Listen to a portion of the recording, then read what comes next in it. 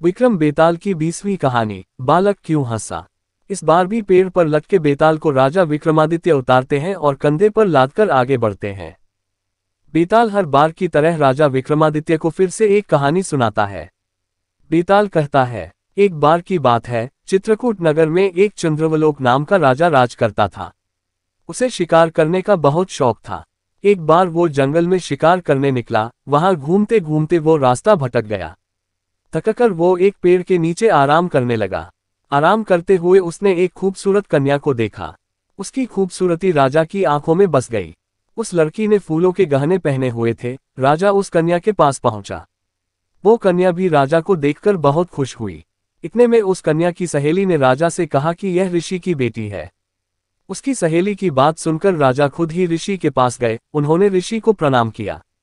ऋषि ने राजा से पूछा, राजा आप यहाँ कैसे। राजा ने कहा, मैं यहाँ शिकार खेलने आया था। राजा की बात सुन ऋषि ने कहा, बेटा तुम क्यों मासूम जीवों को मारकर पाप के भागी बन रहे हो। ऋषि की बात का राजा पर बहुत असर हुआ। राजा ने कहा, मुझे आपकी बात समझ आ गई है, अब मैं कभी शिकार नहीं करूंगा।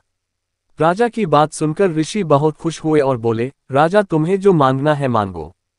राजा ने ऋषि की बेटी के साथ शादी करने का प्रस्ताव रखा। ऋषि ने राजा की बात मान ली और बेटी की शादी राजा के साथ कर दी। शादी के बाद राजा अपनी पत्नी को लेकर अपने राज्य के तरफ चल पड़ा। रास्ते में जाते जाते दोनों को एक भयानक राक्षस मिला। वो राक्षस बहुत ही भयानक था। उसने राजा की पत्नी को खाने की धमकी दी। राक्षस ने कहा, अगर अपनी रानी को बचाना चाहते हो तो 7 दिन के अंदर एक ऐसे ब्राह्मण के बेटे की बलि दो, जो खुद की मर्जी से अपने आप को समर्पित कर दे और उसकी मौत के वक्त उसके माता पिता उसके हाथ पकड़े रहे। राजा बहुत डरा हुआ था और उसी डर से उसने राक्षस की बात मान ली। राजा डरते हुए अपने नगर पहुंचा और अपने दीवान को सारी बात बताई। दीवान ने राजा की पूरी बात सुनते हुए राजा को सांत्वना दी और कहा, आप चिंता मत कीजिए, मैं कुछ उपाय करता हूं। फिर दीवान ने 7 साल के एक बालक की मूर्ति बनवाई और उसे कीमती गहने और कपड़े पहनाए। उसके बाद दीवान ने उस मूर्ति गांव-गांव और आसपास के नगरों में भी घुमवाया। साथ ही उसने ये भी कहलवाया कि अगर किसी ब्राह्मण का 7 साल का बेटा अपने आप को अपनी मर्जी से बलिदान देगा और बलि के वक्त उसके माता पिता हाथ पैर पकड़ेंगे, उसे यह मूर्ति मिलेगी और साथ ही 700 गांव भी मिलेंगे।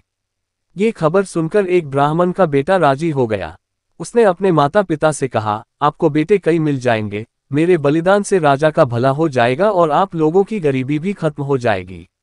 माता पिता ने काफी मना किया, लेकिन बेटा जिद पर अड़ा रहा और अंत में माता पिता को मनवा लिया। ब्राह्मण माता पिता अपने बेटे को लेकर राजा के पास गए। राजा सभी को लेकर राक्षस के पास गया। राक्षस के कहे अनुसार राजा उस बालक की बलि के लिए तैयार हुआ और बलि के वक्त बालक के माता पिता ने उसके हाथ पकड़े। राजा ने बालक को मारने के लिए जैसे ही तलवार उठाया, बालक जोर से हंस पड़ा।